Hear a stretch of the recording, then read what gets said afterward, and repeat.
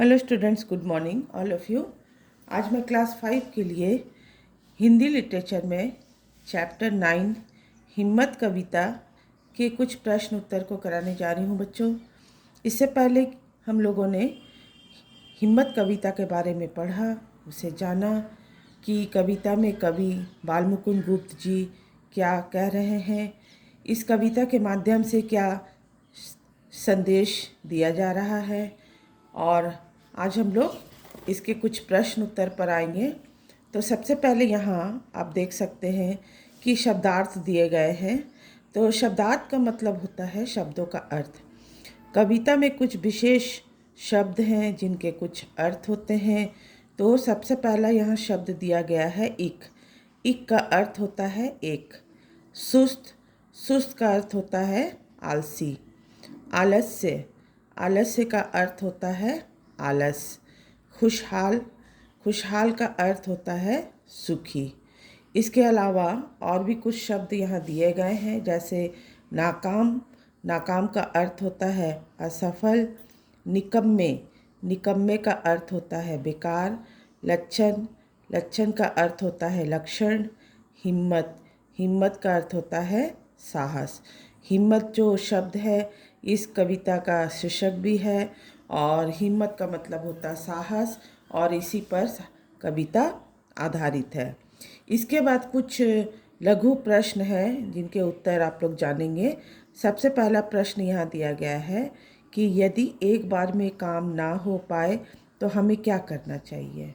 उत्तर होगा यदि काम एक बार में ना हो तो उसे 100 बार करना चाहिए। दूसरा प्रश्न है कैसे लोग हिम्मत हार जाते हैं। उत्तर होगा सुस्त, निकम्मे और आलसी लोग हिम्मत हार जाते हैं। इसके बाद प्रश्न है कवि के अनुसार किन्हें चलना नहीं सिखाया जा सकता।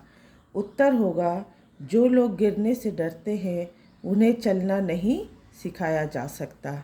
इसके अलावा भी बहुत सारे प्रश्न बनते हैं, जैसे हिम्मत कविता के कवि का क्या नाम है।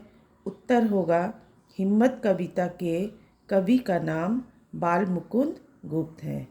फिर प्रश्न बनता है जल में उतर कर लोग क्या सीखते हैं। तो उत्तर होगा जल में उतर कर लोग तैरना सीखते हैं। इसके अलावा और भी कई प्रश्न बनते हैं, जैसे कवि के अनुसार हमें क्या नहीं हारना चाहिए। उत्तर होगा कवि के अनुसार हमें हिम्मत नहीं हारना चाहिए। फिर प्रश्न है कैसे लोग अपने काम को पूरा करते हैं। उत्तर होगा जो लोग साहसी और मेहनती होते हैं वे अपने काम को पूरा करते हैं। फिर प्रश्न बनता है कि काम नहीं करने वाले लोग कैसे होते हैं। उत्तर होगा काम नहीं करने वाले लोग सुस्त, निकम्मे और आलसी होते हैं। इसके बाद आप देख सकते हैं कि सही विकल्प पर सही का निशान लगाने के लिए कहा जा रहा है। तो प्रश्न है कैसे लोग तैरना नहीं सीख सकते। 3 उत्तर दिए गए हैं, तीनों उत्तर में कौन उत्तर सही होगा। पहला है जिनके घर में तरण ताल नहीं होते। दूसरा है जो पानी में नहीं घुसते। तीसरा है जिनके घर में कोई तैरना नहीं जानता। तो सही उत्तर होगा जो पानी में नहीं घुसते। तो पानी में उतरे बगैर कोई भी लोग तैरना नहीं सीख सकते। दूसरा प्रश्न है हम कर सकते हैं या कैसे लोग कहते हैं। जो हिम्मत वाले होते हैं, जिनके पास बहुत धन है, जिनको दौड़ना आता है। तो हम कर सकते हैं या हिम्मत वाले जो लोग होते हैं वो ही इस बात को कह सकते हैं। इसके अलावा प्रश्न है जीभ पर कौन सी बात नहीं लानी चाहिए। तो 3 ऑप्शन है हम कर सकते हैं, हम नहीं कर सकते, हम क्यों करें। तो कविता में कवि क्या बोला है कि हम नहीं कर सकते ऐसी बात जीभ पर नहीं लानी चाहिए। इसके अलावा भी और भी प्रश्न है, जैसे यदि काम एक बार में ना हो तो कितनी बार में करना चाहिए। आपके ऑप्शन है 4 बार, 10 बार, 100 बार। तो सही उत्तर होगा 100 बार। फिर प्रश्न बनता है कैसे लोग काम नहीं कर सकते? ऑप्शन है साहसी, बहादुर, मेहनती, आलसी। तो सही उत्तर होगा आलसी। आलसी लोग काम नहीं कर सकते। प्रश्न बनता है, गिरने से डरने वाले क्या नहीं सीख पाते? ऑप्शन है सोना, बैठना, खाना, चलना। तो सही उत्तर होगा चलना। चलने से डरने वाले लोग काम चल नहीं सीख पाते, चलना नहीं सीख पाते। ठीक है ना। जो गिरने से डरते हैं वो कभी भी चलना नहीं सीखेंगे। कविता में भी कवि ने यही बताया है। इसके अलावा और प्रश्न बनता है, लोग तैरना कहाँ सीखते हैं? जल में, थल में, वायु में, कहाँ? तो सही उत्तर होगा जल में। इसके बाद कुछ बड़े प्रश्न उत्तर पर आते हैं। यहाँ विस्तृत प्रश्न दिए गए हैं जिनके उत्तर जानेंगे। सबसे पहला प्रश्न है कि हम कर नहीं सकते कहने से पहले क्या सोचना चाहिए? उत्तर होगा हम कर नहीं सकते कहने से पहले हमें यह सोचना चाहिए कि हम क्यों नहीं कर सकते। दूसरा प्रश्न है, कवि ने हल्की बात किसे कहा है? उत्तर होगा मैं इस काम को नहीं कर सकता, ऐसी बात को कवि ने हल्की बात कहा है। फिर प्रश्न बनता है, कविता के अनुसार सुस्त निकम्मे लोग क्या कहते हैं? तो कविता के अनुसार उत्तर क्या है? कविता के अनुसार सुस्त निकम्मे लोग कहते हैं हम नहीं कर सकते। प्रश्न है, कैसे लोग तैरना सीख सकते हैं? तो उत्तर होगा ऐसे लोग जो पानी में कूदने से नहीं डरते, वे ही तैरना सीख सकते हैं। फिर प्रश्न बनता है, कविता में खुशहाल रहने का क्या तरीका बताया गया है? उत्तर होगा कविता के अनुसार हम कर सकते हैं कहना खुशहाल रहने का एक तरीका बताया गया है। इसके अलावा भी और भी बहुत सारे विस्तृत प्रश्न बनेंगे, जैसे मनुष्य को कभी भी मुंह से क्या नहीं कहना चाहिए और क्यों? तो उत्तर होगा मनुष्य को कभी भी मुंह से यह नहीं कहना चाहिए कि हम कर नहीं सकते, क्योंकि अगर दूसरे लोग कर सकते हैं तो तुम क्यों नहीं कर सकते। ठीक है। इसके अलावा और भी प्रश्न है, जैसे कवि कैसी बात जीभ पर लाने को नहीं कहता है और क्यों?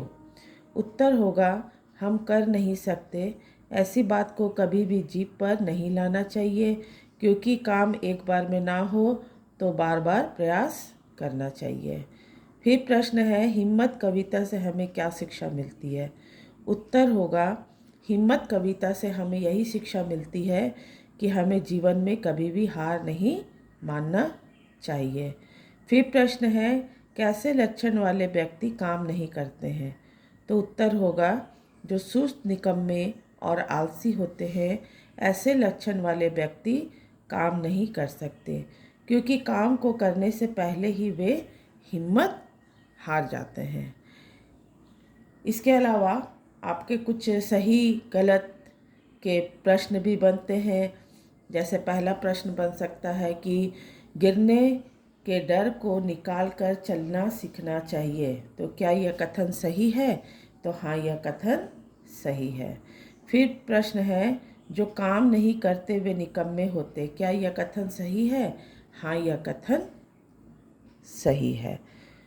प्रश्न है, जल में उतर कर लोग चलना सीखते हैं, तो यह कथन सही है? नहीं, जल में उतर कर लोग चलना नहीं सीखते, जल में उतर कर लोग तैरना सीखते हैं। लेकिन प्रश्न क्या पूछा जा रहा है कि जल में उतर कर लोग चलना सीखते हैं, तो यह कथन, यह वाक्य गलत है। फिर प्रश्न है, कवि मनुष्य को हिम्मत नहीं हारने को कहता है, क्या यह कथन सही है?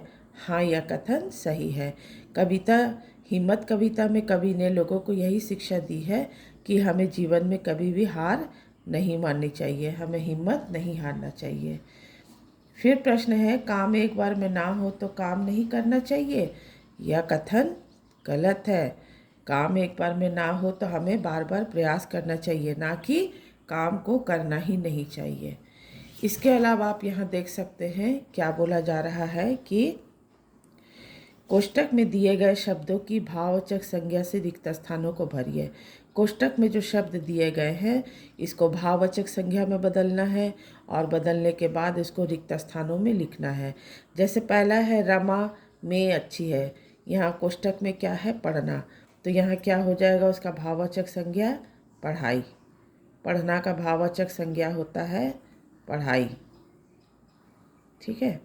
दूसरा है उसका सुख से बीता, कोष्टक में है बच्चा, बच्चा का भाववाचक संज्ञा होता है बचपन, तो यहाँ हो जाएगा बचपन। तो सही उत्तर आपका क्या हुआ, उसका बचपन सुख से बीता। मेरे घर से विद्यालय की ज़्यादा नहीं है, कोष्टक में दूर है, दूर का भाववाचक होता है दूरी, तो यहाँ क्या हो जाएगा दूरी। उत्तर हो जाएगा मेरे घर से विद्यालय की दूरी ज़्यादा नहीं है। फिर है यहाँ घ नंबर, हमें दूसरों की से ज़्यादा पर ध्यान देना चाहिए। दो उत्तर दिए गए हैं, बुरा अच्छा। बुरा का भाववाचक संज्ञा होता है बुराई, अच्छा का भाववाचक संज्ञा होता है अच्छाई। तो यहाँ हो जाएगा हमें दूसरों की बुराई से ज़्यादा अच्छाई पर ध्यान देना चाहिए। ठीक है। इसके अलावा और भी प्रश्न बनते हैं, जैसे भारतीय जवान अपनी के लिए प्रसिद्ध है, कोष्टक में दिया जाएगा वीर, तो वीर का भाववाचक संज्ञा होता है वीरता, तो उत्तर हो जाएगा भारतीय जवान अपनी वीरता के लिए प्रसिद्ध है। फिर प्रश्न है आकाश की विकास से अधिक है, कोष्टक में है शब्द लंबा, तो लंबा का भाववाचक संज्ञा होता है लंबाई, तो उत्तर हो जाएगा आकाश की लंबाई विकास से अधिक है।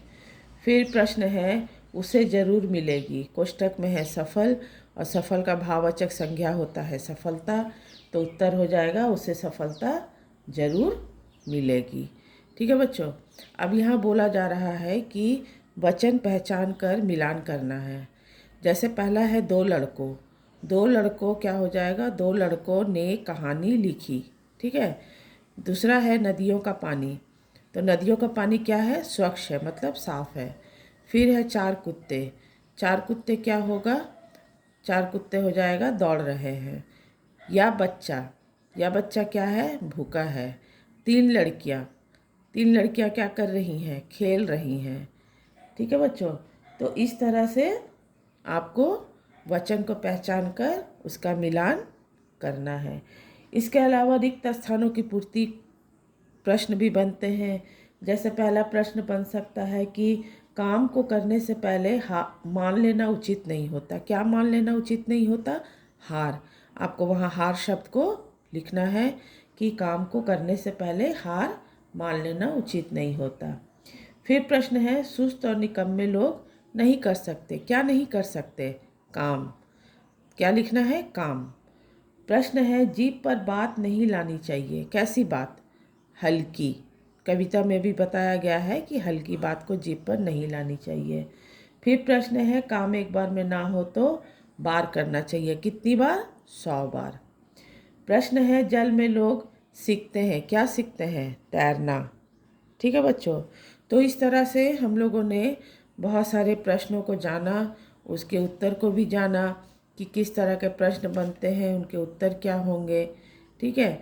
तो आप लोग इसको अच्छे से पढ़िए, इसे जानिए, जो भी मैं यहाँ बताई हूँ उससे समझें, और जो भी प्रश्न मैं कविता से बताई हूँ उन प्रश्नों को आप ध्यान से सुने, उसे समझें कि प्रश्न क्या है, उसके उत्तर क्या होंगे।